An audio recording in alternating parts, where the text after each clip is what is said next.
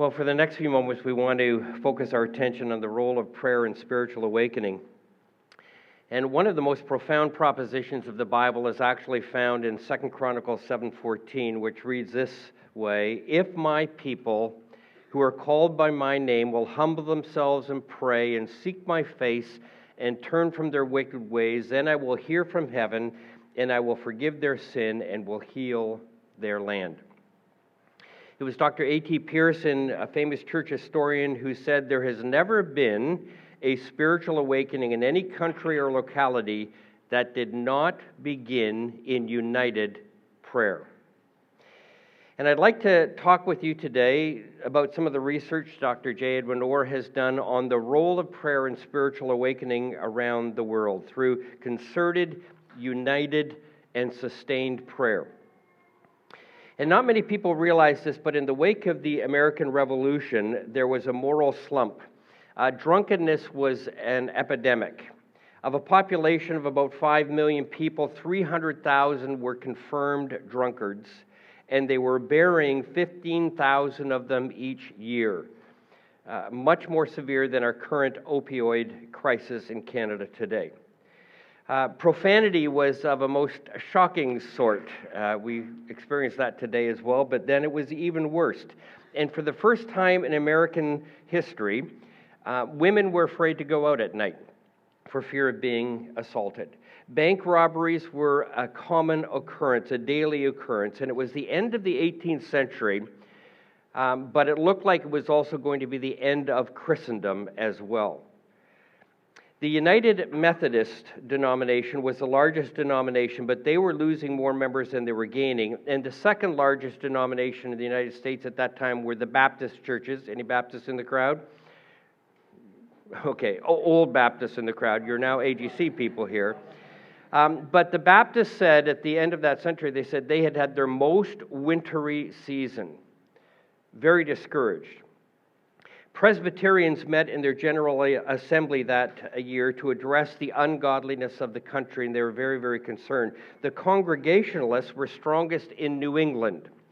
And take a typical church, for example, the Reverend Samuel Shepherd of Lenox, Massachusetts, said this, that in 16 years of ministry, he had not taken one young person into the fellowship of the church.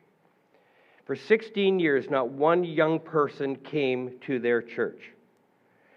Now, the Lutherans were in such decline that they discussed uniting with the Episcopalians, who are even worse off than them. The Protestant Episcopal Bishop of New York, Bishop Samuel Provost, quit. He hadn't confirmed anyone for so long, the church was just dying, so he decided, I must be out of work, so I'm going to seek other employment, and he did.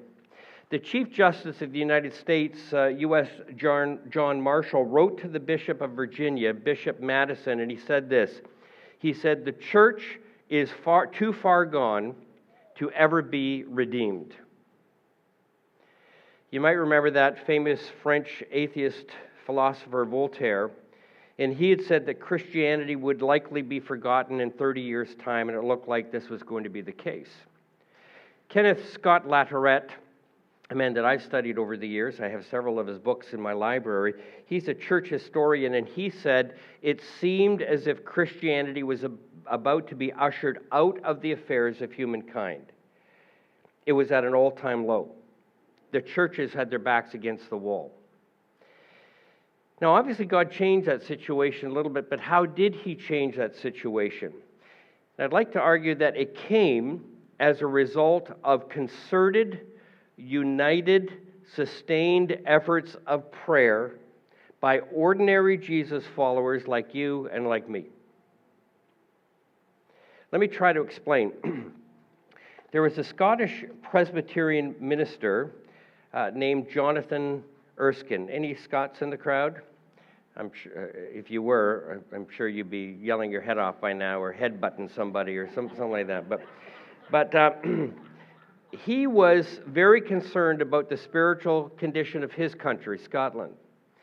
And he wrote an address that was circulated all over the place called this was the title of it, "Leading the People of Scotland and Elsewhere to Unite in Prayer for the Revival of Religion."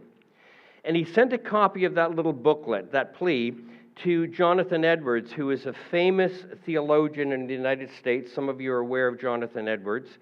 He lived in New England.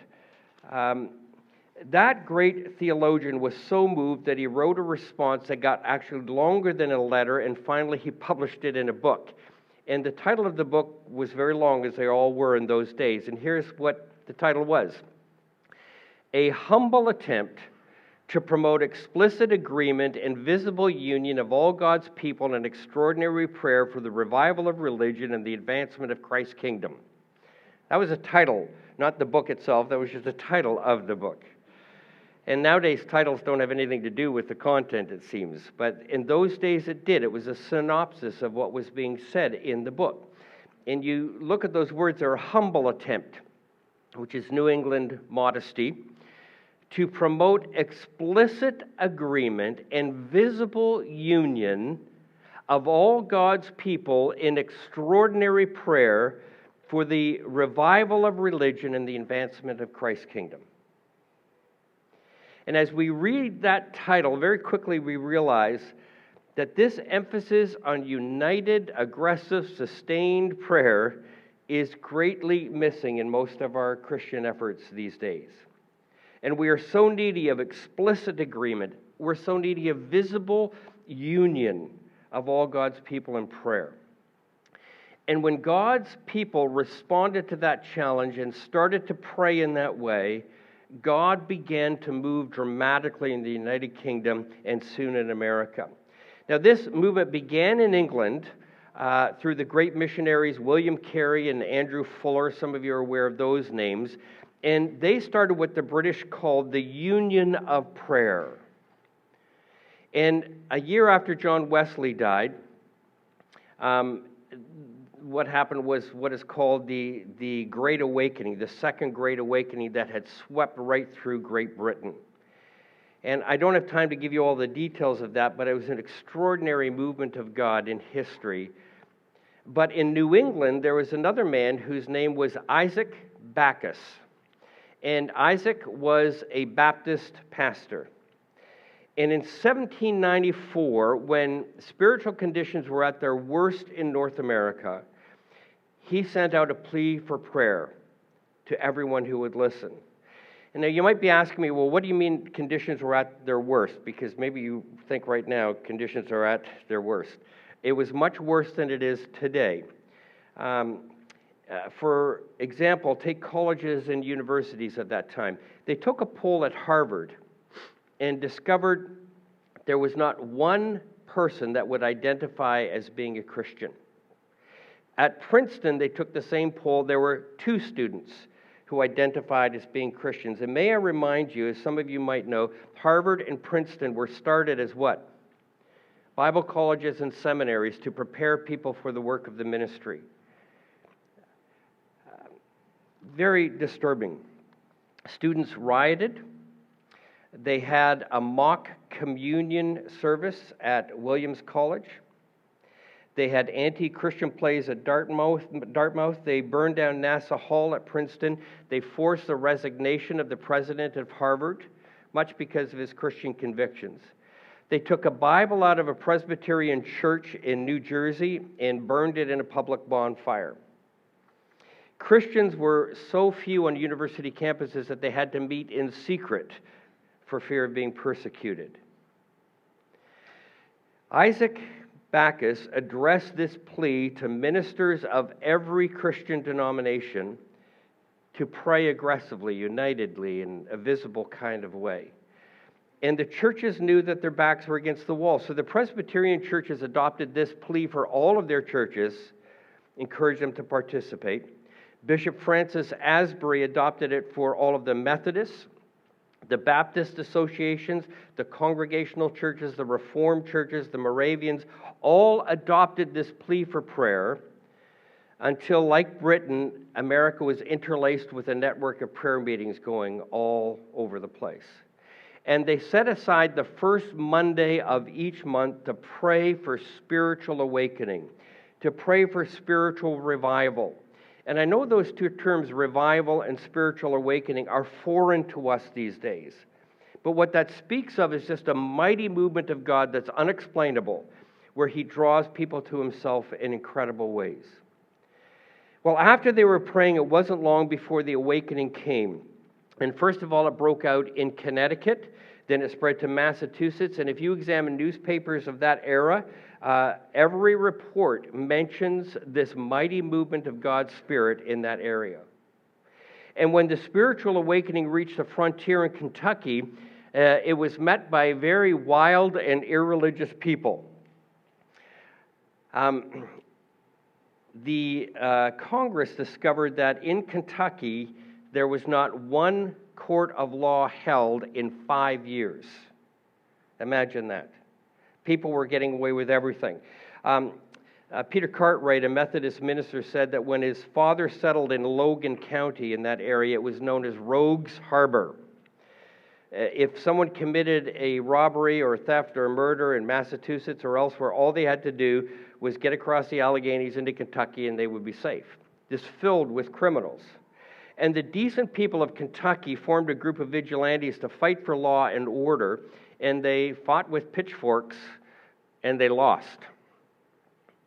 Kind of like the Magnificent Seven, if you remember that movie. A town in desperation. Well, there was another Scottish-Irish Presbyterian ministry. Imagine having that mix in your genetic code, you know. A Scottish-Irish Presbyterian minister named James McGreedy. And his chief claim to fame was that he was so ugly he attracted attention. And nowadays you have to be good looking like me to get attention, you know, but McGreedy was so ugly that people stopped on the street and said, "What does he do?" And they said, "Well, he's a preacher." And they would say, "Well, a man with a face like that must have something to say, so let's stop and listen to this guy." He settled in Logan County, that Rogues Harbor, and pastored 3 little churches. And in his diary, he said in the winter of 1799, the most part for that congregation when they got together was weeping and wailing over the spiritual condition of that area. And they were prayerfully pleading with God to bring people to truth in Jesus Christ and bring spiritual awakening to that area. And McGreedy was such a man of prayer. Not only did he have the concert of prayer on the first Monday of each month, but he got the people to pray for him and their church services at sunset on Saturday and sunrise on Sunday morning. That God would move, that God would show up big time and impact his people. And may I just put in a plug for our pastor, Rob Alcock, who's here. Maybe you'd think of praying for him Saturday night and Sunday morning and praying for these church services that God would do a remarkable thing among us. Well, shortly after that, God began to move. And in the summer of 1800, it came what is called the Great Kentucky Revival. And just picture this. Are you still with me on this? Okay. Picture this. 11,000 people came to a community communion service. 11,000 people gathered together to celebrate communion. And McGready hollered loud and clear because he said, "We need people to help. The ministry's just exploding." And he sent out invitations to all sorts of people to come to that area and help. And many Methodists came, and the great camp meetings began where they would put up these large tents and hold meetings because they didn't have buildings big enough to hold people. And that movement of God swept through Kentucky and Tennessee, burst over to North and South Carolina, and swept through the frontier. And it was an amazing spiritual awakening. Out of that spiritual awakening came most of the missionary societies that we know of today. If you can think of some of those missionary organizations that you might support or you know about, most of them started at that particular time. Out of that movement of God came the abolition of slavery and even popular education for the masses. Very practical and social improvements because people were getting their hearts right with God. In fact, at that time, too, there were more than 600 Bible colleges that were founded across the country. Can you imagine that? Now, fast forward about 50 years, and we see that the spiritual conditions deteriorated in the middle of the 19th century, and some of you might know why. I know Bob is here, who's our resident historian, but in the mid-1800s, 1860, you know what was going on there. The country was divided over the issue of civil war and slavery, but also there was an economic boom, and when people do well financially, what do? They often turn their back on God, don't they? And that was the case in America at that particular time as well. But God raised up another man whose name was Jeremiah Lamphere. And he started another prayer meeting in the upper room of one of the buildings of the North Dutch Reformed Church in Manhattan. So all you Dutch people can give out a woohoo right now. And he was calling people back to prayer, and he advertised a weekly prayer meeting all over the city. So all over the place in Manhattan, he advertised this prayer meeting. And you know how many he got out the first meeting? 6. 6 people. Out of a population of 1 million people in that area, 6 showed up. The following week, there were 14. The next week, there were 23. And then they decided to meet every day for prayer, and that prayer group grew. And then they moved out of the upper room of that church and filled the Dutch Reformed Church sanctuary. And then they filled the Methodist Church on John Street. And then get this, they filled Trinity Episcopal Church on the corner of Wall Street and Broadway. This big church filled with people praying. In the middle of New York City, they didn't come out for a special speaker or a hot worship band or anything like that. They just came out to pray. That was their sole agenda. And God was stirring hearts. And by February of 1858, historians tell us that every church and every public building of downtown New York was filled with regular prayer meetings.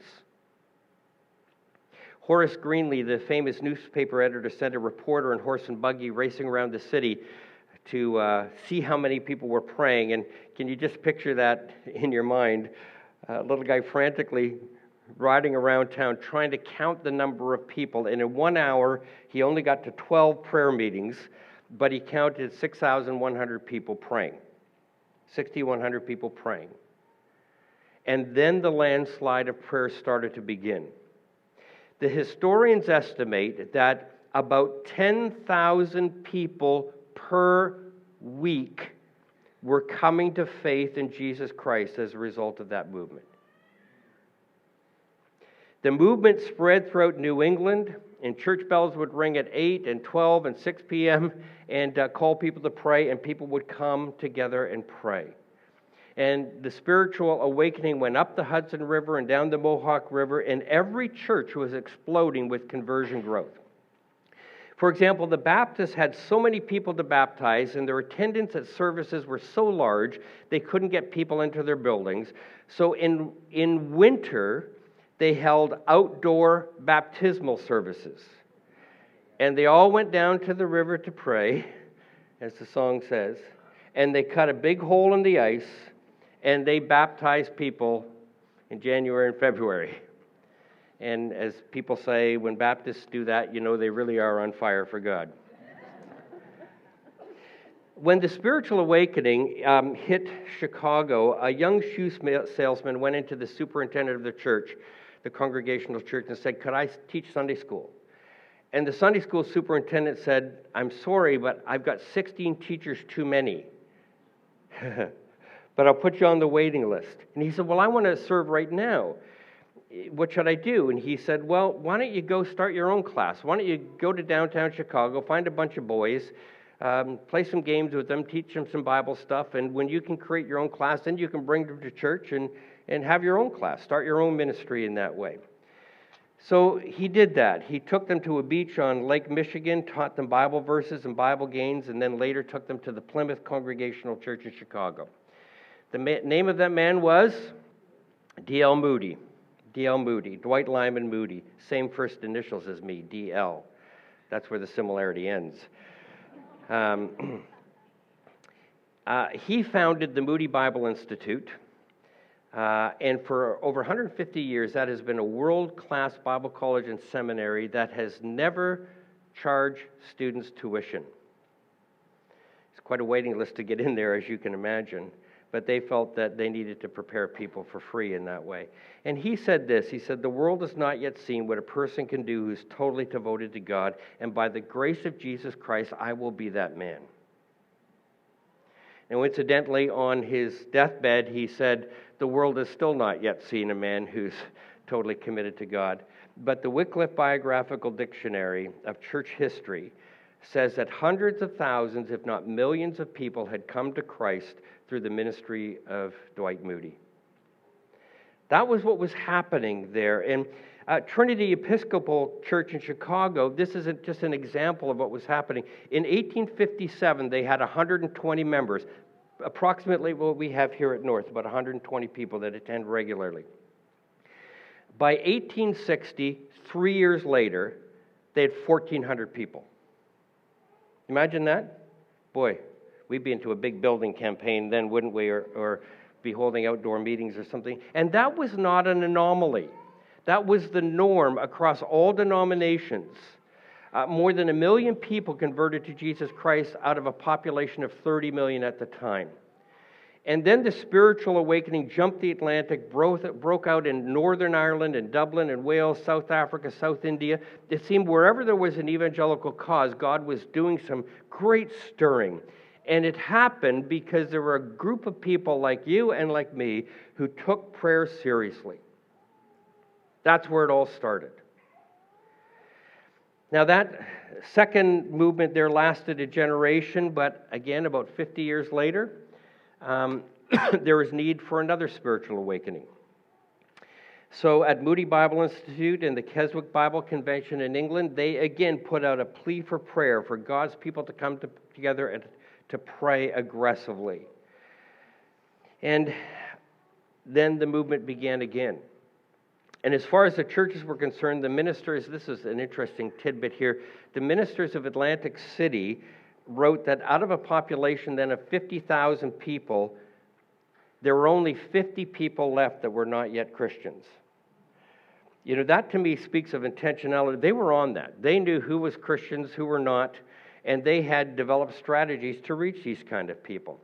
Or take Portland, Oregon, for example.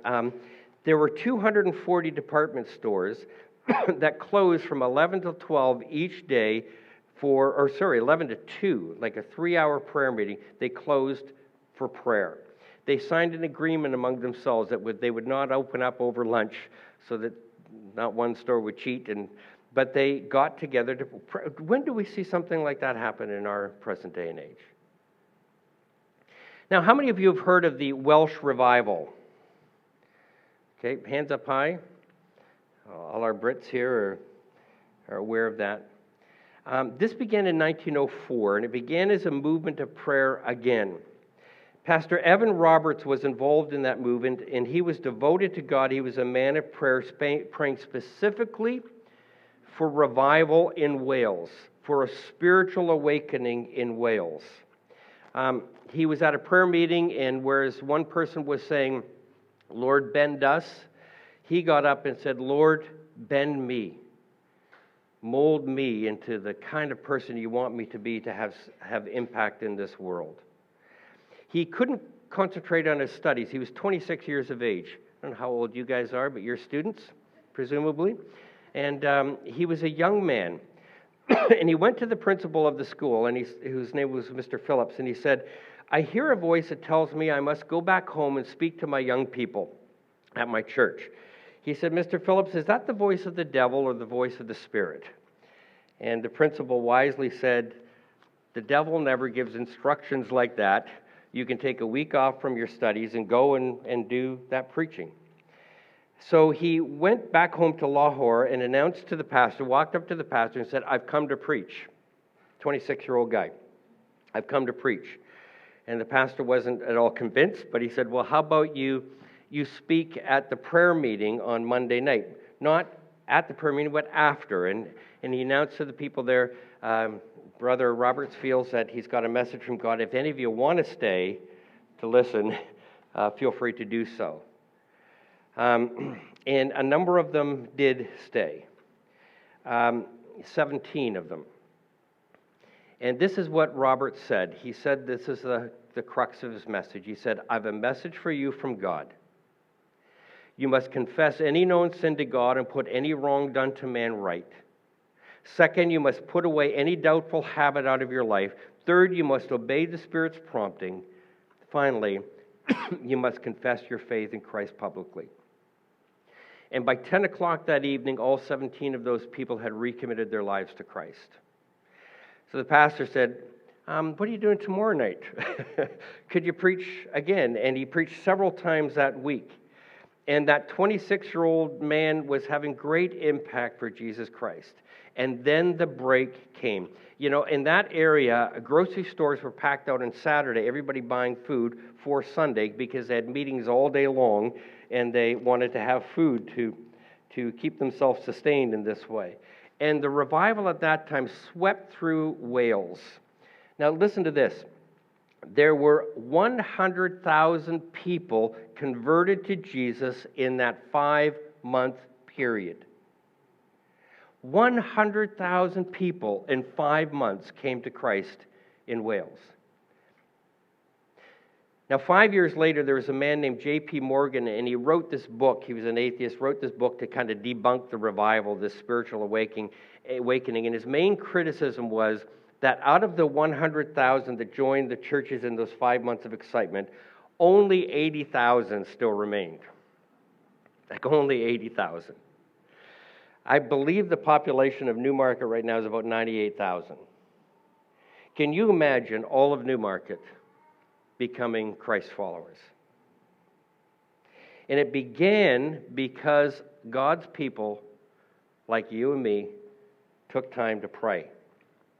The social impact was astounding, and I don't think I've got time. Maybe I'll call the band back up here now just to get ready. I don't have time to tell you all the stories, but let me just tell you one real quick one where the town council called the police officers in and said, now that these revivals are happening and there's not much crime, what are you doing? What are you doing with your time? They said, well, we used to go to football games and stuff like that to do crowd control. Now we go to the churches and help with crowd control. The police officer said, in our precinct we've got 17 officers, but we've got 3 quartets. And if any church needs some music, we just send the 4 guys over and they lead worship for that congregation. Can you imagine that? Can you imagine that happening today? All sorts of interesting stories that came out of that. The illegitimate birth rate in Wales dropped 44% within a year of that spiritual awakening happening. Can you imagine that? 44%. And that revival swept Great Britain, broke out in Norway, and it kept going like that. And boy, I could go on and on and on telling you about this, but I'm looking at the clock there and I have to wrap this up. Some of you might be saying, you haven't said anything about Canada. Do you know why? We have never seen a dramatic movement of God like that in our history. In 1970, there was a small movement in Saskatoon, 1970-71. Prior to Confederation in Halifax and Nova Scotia under the leadership of, I believe his name was Pastor Laird, there was some kind of reformation that was happening there. But other than that, I don't know why, maybe because we're so nice and don't think we have any need of God, but God has not moved in a dramatic way in Canada yet. Perhaps it's because of our passivity, and perhaps it's because as Canadians we don't get involved in aggressive, united, concerted prayer like other nations might. Interestingly, as I was preparing some of these thoughts and trying to organize these stories, Faith Today magazine came, which is our evangelical magazine. Some of you subscribe to this. It's actually a very good magazine. It's February 2020. Just last month this came out, and the title says, "Not Christian Anymore." You see that? Not Christian anymore. And it's very sad to read just of how minimal the Christian movement is in Canada. And yes, we've got little pockets here and there, but most denominations, most churches are struggling terribly. And I would propose to you this morning that one of the factors is that we're not praying. Because historically, when God's people take time to visibly unite and get involved in aggressive, extraordinary kind of prayer, God tends to act in dramatic ways. I don't understand it. I wish I did. But it just seems to be that way throughout church history. And I would like to say that perhaps it is our time. And I wonder if there's some of you that are moved by these kinds of thoughts. And can I say to you, don't wait for Pastor Rob. Don't wait for Bob or Greg or Dave to give you some leadership in these things, although we will try to do that. Do it yourself. Call some people together and pray for a great spiritual awakening in our churches and in this area. Just start with a few people, and we'll see what God would do. Matthew Henry said, when God intends great mercy for his people, he first of all sets them off to praying. And maybe you sense God stirring in your heart today, because God is even sovereign in this whole matter of spiritual awakening. But we must respond. God seems to never work without our cooperation. So regardless of your interpretation of the cause of spiritual awakening, it is a very simple thing. We must pray, and then God will work.